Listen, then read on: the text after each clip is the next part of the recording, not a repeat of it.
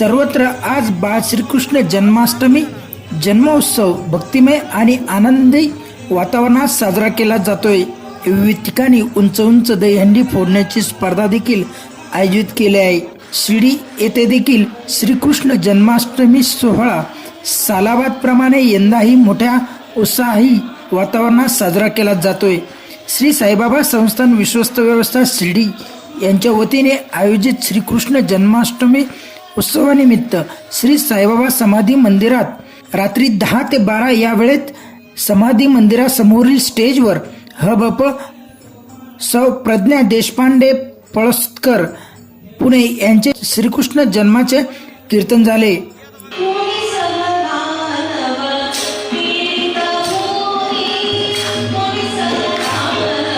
कीर्तनानंतर श्रीकृष्ण जन्म सोहळा साजरा करण्यात आला। यावेळी मुख्य कार्यकारी अधिकारी गोरक्ष गाडीलकर, उपमुख्य कार्यकारी अधिकारी तुकाराम हुलवळे, मंदिर प्रमुख विष्णू थोरात, ग्रामस्थ व साईभक्त मोठ्या संख्येने उपस्थित होते।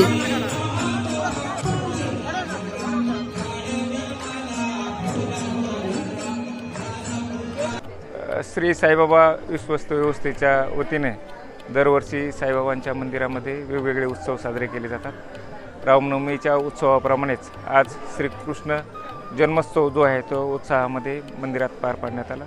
त्यानिमित्ताने प्रज्ञा मॅडम पुणे यांचं एक अतिशय सुमधुर असं कीर्तन झालं। त्यानंतर 12 वाजता बरोबर श्रीकृष्ण जन्माचा पाळणा गायण्यात आला आणि सौभाग्यवतींनी जे आहे त्याला औक्षण केलं आणि अतिशय उत्साहाच्या वातावरणामध्ये हा श्रीकृष्ण जन्मोत्सव जो आहे तो साजरा करण्यात आला। गोकुळाष्टमी म्हणजे भगवान श्रीकृष्णांचा जन्मोत्सव आणि तो फक्त भारतासाठी नाही, जगातल्या प्रत्येक जीवासाठी तो जन्मोत्सव इतकाच आनंदाचा आहे। आणि बाबांच्या ठिकाणी तर हा उत्सव आणखीन उत्साहात साजरा केला जातो। सगळ्याच देवस्थानी होता, पण बाबांच्या ठिकाणी सगळे जगातले लोक येतात, त्यामुळे हा नक्कीच विशेष आहे।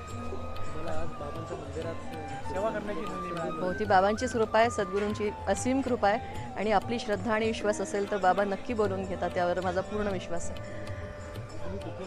मी पुण्याहून आली आहे आणि हो 2018 पण आले होते ह्याच अष्टमीसाठीच, तेव्हापासून अगदी त्याच्या आधीपासून आले, पण नेहमी बाबा बोलवतील त्यावेळेला येतात। या भक्तिमय सोहळा निमित्त साईबाबांच्या समाधीवर बाळ श्रीकृष्ण प्रतिमा ठेवण्यात आली आहे।